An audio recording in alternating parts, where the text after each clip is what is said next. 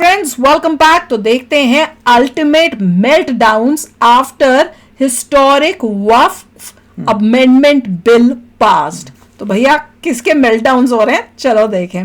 तो वीडियो शुरू करते हैं। वीडियो शुरू करने से पहले अगर आप चैनल पर नए हो और आपने अभी तक सब्सक्राइब नहीं किया तो जल्दी से पहले सब्सक्राइब के बटन और बेल आइकन को क्लिक कर लो ताकि आपको हमारे सारे न्यू वीडियोस के नोटिफिकेशन मिल जाए जैसे हम अपलोड करें। अगर आपको वीडियो पसंद आता है प्लीज लाइक एंड शेयर। चलिए शुरू करते हैं। खूब सारी धमकियां दी गई थी गवर्नमेंट के खिलाफ। आपने अगर वक्फ अमेंडमेंट एक्ट और इसमें तो फाड़ा भी था। In the wake of the JPC report on the Waqf Amendment Bill, which will be tabled in the current session. लेकिन मुझे लगता है कि गवर्नमेंट फिलहाल इस फिलॉसफी में विश्वास रखती है। Run from it. Destiny still arrives. तो कल डंके की चोट पर इंडियन गवर्नमेंट ने वक्फ अमेंडमेंट बिल को लोकसभा में पास कर दिया। बेट द्वारका के 2 द्वीपों पर दावा ठोक दिया है। क्या भगवान कृष्ण से पहले इस्लाम धर्म आ गया था क्या? माइनॉरिटी इस कानून को स्वीकार नहीं करेगी। क्या धमकाना चाहते हो भाई? संसद का कानून है, सबको स्वीकार करना पड़ेगा। Very good. पूरी दुनिया में कोई मुस्लिम कंट्री भी ऐसा नहीं है जिसने कि वक्फ को इस तरह का अधिकार दिया हुआ है। देखा। कमाल की बात तो ये है कि इस बिल को पास होने के बाद हमको ये सीन देखने को मिल रहा है। ये तो अच्छा है। 3 तलाक जो किया था काम कर गया, क्या लगता है? तो बेसिकली क्या हुआ है कि लोकसभा में ये पास हो चुका है। अगर ये राज्यसभा में भी एक्ट पास हो जाता है तो वक्फ बोर्ड के जो सबसे पावर्स हैं वो हमेशा के लिए मिटा दिए जाएंगे। जिस तरह से हार्ट अटैक ना दो आर्बिट्रेरली अपने पावर्स को इस्तेमाल करती हुई आई है वो भी खत्म हो जाएगा। जिस तरह से वक्फ बोर्ड ने पार्लियामेंट बिल्डिंग को क्लेम किया, मुकेश अंबानी के घर एंटिलिया को क्लेम किया, यहाँ तक कि कुंभ मेला की जमीन को क्लेम किया, ये सब बकवास खत्म हो जाएगी। तो इस वीडियो में हम बात करेंगे कि वक्फ बोर्ड के साथ जो इतनी बड़ी प्रॉब्लम्स थी वो क्या थी, क्यों इन प्रॉब्लम्स को खत्म करना जरूरी था और क्यों ये बिल जरूरी है, क्योंकि ये उन मेजॉरिटी प्रॉब्लम्स को एड्रेस करता है। और उसके साथ साथ देखिए हमारे पास ये चश्मे मौजूद है। इसका मतलब आप जानते ही हैं कि इस बिल के पास होने से दो यहाँ पे भी भेज दो, उनको भी हम साथ में स्टडी करेंगे। कलर बड़ा अजीब है मगर इसका। गॉगल्स गोल्ड के मिलते हैं। गोल्ड नहीं, कॉपर है मेरे ख्याल। कहाँ से लिया होगा? शाम शर्मा शो के इस एपिसोड में आपका बहुत बहुत स्वागत है। मैं हूँ सेकुलरिज्म का सीईओ शाम शर्मा और आप सबको एक सेकंड प्रणाम। तो देखिए वक्फ बोर्ड की ये जो दादागिरी चल रही थी इतने सालों से, उसको खत्म करने की सबसे पहली पहल की गई थी अगस्त 2024 में, जब यूनियन माइनॉरिटी अफेयर्स मिनिस्टर ने लोकसभा में वक्फ अमेंडमेंट बिल को इंट्रोड्यूस किया था। बिल की मेजर डिटेल्स थी कि वक्फ एक्ट 1923 को रिवोक किया जाएगा और वक्फ एक्ट 1995 का स्ट्रक्चर ऑल्टर किया जाएगा और 44 टोटल अमेंडमेंट्स इंट्रोड्यूस किए गए थे इसमें। अब देखिए वक्फ एक्ट 1995 के साथ प्रॉब्लम यह है कि उसने वक्फ बोर्ड को काफी फार रीचिंग पावर्स दे रखी हैं, ऑलमोस्ट एक लेवल की अनकॉन्स्टिट्यूशनल पावर्स दे रखी है। तो इन पावर्स को रिड्यूस करने के लिए वक्फ एक्ट के एक्टिविटीज को पावर खत्म करनी चाहिए, रिड्यूस इस वक्फ अमेंडमेंट बिल को प्रपोज किया गया है। तो आइए इस बिल के बारे में बात करते हैं और देखते हैं कि क्या मेजर चेंजेस इंट्रोड्यूस किए गए हैं। तो इस बिल का नाम रखा गया है उम्मीद बिल, यानी unified management empowerment efficiency and development. ये बिल बेसिकली वक्फ एक्ट 1995 को अमेंड करने वाला है और वक्फ प्रॉपर्टीज के गवर्नेंस और मैनेजमेंट को स्ट्रीमलाइन करने वाला है। इस बिल का क्लॉज 3C सेक्शन 1 कहता है कि कोई भी गवर्नमेंट प्रॉपर्टी जो इस बिल के पास होने के पहले या बाद में वक्फ प्रॉपर्टी डिक्लेयर कर दी गई हो उसे अब वक्फ प्रॉपर्टी नहीं माना जाएगा। तो देखते हैं ये होगा ना। अब तो कंफ्यूजन हो रहा है मुझे। के गवर्नेंस और कॉम्पोजिशन में चेंज, यानी नॉन मुस्लिम मेंबर्स का इंक्लूजन। नए बिल में ये प्रपोज किया गया है कि सेंट्रल वक्फ काउंसिल और स्टेट वक्फ बोर्ड्स में नॉन मुस्लिम रिप्रेजेंटेटिव्स भी इंक्लूड किए जाएंगे। जिस तरह हमने देखा है कि हर स्टेट अपने आप डिसाइड करेगा, मुस्लिम कचरा किया जाता है अक्सर। हर स्टेट वक्फ बोर्ड में कम से कम 2 मुस्लिम महिलाओं का होना मैंडेटरी बनाया गया है। ये तो बोल रहे मैंडेटरी, वो बोल रहे हैं कुछ भैया क्लियर ही नहीं है। सुन्नी और शिया वक्फ चेंज हुआ इसके बोर्ड बाद थे, अब वहाँ पर बोहरा और आगा भैया बताना क्या है एक्चुअल वक्फ बोर्ड अलाउड है ताकि उनको भी इंसाफ मिल सके। प्रॉपर्टी और रजिस्ट्रेशन के मामले में क्या चेंजेस आए हैं? एक बहुत ही इंपॉर्टेंट जो चेंज आया है इस मामले में वो है कि वक्फ बाय यूजर वाले क्लॉज को इसमें भी गपला कर रहे हैं। अब देखिए इससे ये कुछ बोल, अगर कोई भी जगह कोई मुस्लिम कह देता था कि भाई हम इसको एक रिलीजियस पर्पस के लिए यूज करते हुए आ रहे हैं इतने समय से, तो उसको आर्बिट्रेरली वक्फ प्रॉपर्टी डिक्लेयर कर दी जाती थी। इसी वजह से हम देख रहे हैं कि इतने सालों से गांव के गांव को वक्फ बोर्ड डिक्लेयर किया जा रहा है, मंदिरों के प्रेमिसेस को वक्फ बोर्ड डिक्लेयर किया जा रहा है, कुंभ मेला के एरिया को वक्फ बोर्ड डिक्लेयर किया जा रहा है। अब थैंकफुली इस प्रोविजन को हटा दिया गया है। 1995 वाले एक्ट में ये भी क्लियर नहीं ये कह रहे हटा दिया, वो कह रहे नहीं हटाया गया। क्लेम कर सकती है या नहीं। 2024 अमेंडमेंट में ये लूपहोल भी बंद कर दिया गया है ताकि सरकारी जमीन को ना हड़पा जाए। अगर कोई वक्फ किंग क्लेम ज़मीन। करता है कि सरकारी जमीन उनकी है तो इसका फैसला कलेक्टर अल्टीमेटली करेगा, और अगर प्रूव होता है कि ये लैंड सरकारी है तो उसे वक्फ एसेट डिक्लेयर नहीं किया जा सकता। एलिजिबिलिटी फॉर वक्फ डेडिकेशन भी देखिए, सिर्फ 5 साल से ज्यादा प्रैक्टिसिंग मुस्लिम लोग ही प्रॉपर्टी वक्फ के लिए डेडिकेट कर सकते हैं। ये रूल प्री 2013 रेगुलेशन का रिवाइवल है। वुमेन्स इनहेरिटेंस की भी प्रोटेक्शन की जाती है। कोई भी प्रॉपर्टी जब वक्फ बनाई जाएगी तो उससे पहले महिलाओं और बच्चों को उनका इनहेरिटेंस मिलना जरूरी होगा। महिलाओं और बच्चों के इनहेरिटेंस राइट्स का पहले ध्यान रखा जाएगा, उसके बाद ही वो प्रॉपर्टी वक्फ की तरफ जा सकती है। और अच्छा, एडमिनिस्ट्रेटिव और फाइनेंशियल रिफॉर्म में सबसे इंपॉर्टेंट और बड़ा जो रिफॉर्म आया है वो है सेक्शन 40 का रिमूवल। ये थी बहुत क्या बड़े है? फसाद की जड़, क्योंकि पहले सेक्शन 40 के अकॉर्डिंग वक्फ बोर्ड के पास ये पावर थी कि किसी भी प्रॉपर्टी को ये वक्फ लैंड डिक्लेयर कर सकते थे, और अब ये प्रोविजन हटा दिया गया है, व्हिच मींस कि वक्फ बोर्ड का यूनिलैटरल पावर जो है जमीन हड़पने का वो खत्म कर दिया गया है। बेसिकली क्या हुआ था कि 1995 में जब बाबरी मस्जिद टूटी थी इस समय के आसपास, तो मुस्लिम कम्युनिटी से बार्गेनिंग करने के लिए कांग्रेस की जो गवर्नमेंट थी उन्होंने बार्गेनिंग करने को चले बदल थे। दिया था और वक्फ बोर्ड को बेसिकली जमीन हड़पने के अनलिमिटेड राइट्स दे दिए थे। वहां पर सेक्शन 40 ऐड कर दिया गया था, जिसके according the Waqf can unilaterally decide एक पर्टिकुलर God. प्रॉपर्टी वक्फ प्रॉपर्टी है या नहीं बाय हिम्मत देखो क्या बना। कौन बनाएगा इंक्वायरी ऐसा? कोई ट्रांसपेरेंट तरीके से की नहीं जाती है, ये दादागिरी। इंक्वायरी होती How है, can you जिसके make बाद such डिक्लेयर laws? कर दिया जाता है कि हाँ भाई ये जमीन कोई वक्फ रोकने नहीं वाला रखी ही कि मेरी नहीं था। मर्जी। को हड़प लिया जाता है। और इसके आप शॉकिंग फिगर्स देखिए कि किस तरह से प्रॉपर्टी हड़पी गई है भारत में। 1913 से 2013 तक 18 लाख एकड़ और 13 से 25 तक एक कानून बनने का परिणाम क्या आया, और नई 21 लाख एकड़ भूमि बढ़ गई। Bye bye. कैसे हो गया, मैं तो ये देख मान्यवर 39 लाख एकड़ जो भूमि है उसमें 21 लाख एकड़ 13 के बाद है।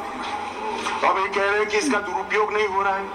वक्फ एक्ट 1954 में अमेंडमेंट करके सेक्शन 66H लाया गया, और वो सारी संपत्ति जिसमें हमारे हिंदू भाई ये सोच रहे थे कि कभी इसके हम मालिक बनेंगे, वो सारी संपत्ति राजीव गांधी गवर्नमेंट ने वक्फ बोर्ड जब को दे राजीव गांधी ने किया What था। I would say is one of the 8 reasons why Hindus, forget about Muslims, Hindus are 8th-class citizens in their own country. True. If India is to be saved from becoming an Islamic republic, then hear this. Amendments are not enough. This entire act has to be abrogated. Waqf board की properties में 3.5 लाख से ज्यादा वक्फ estates हैं, almost 9 lakh immovable properties हैं और 16,000 से ज्यादा movable properties हैं। इन सब के कारण इंडियन आर्मी और इंडियन रेलवेज के पास भी वक्फ बोर्ड जितनी प्रॉपर्टी नहीं है। हाल में ही तमिलनाडु के वेपुर में रहने वाले कुछ हिंदू फार्मर्स की 57 एकड़ जमीन को रातों रात वक्फ बोर्ड ने हथिया लिया।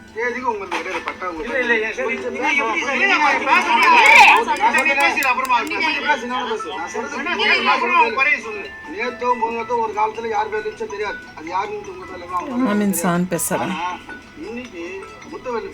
हाँ, कचरा कांग्रेस।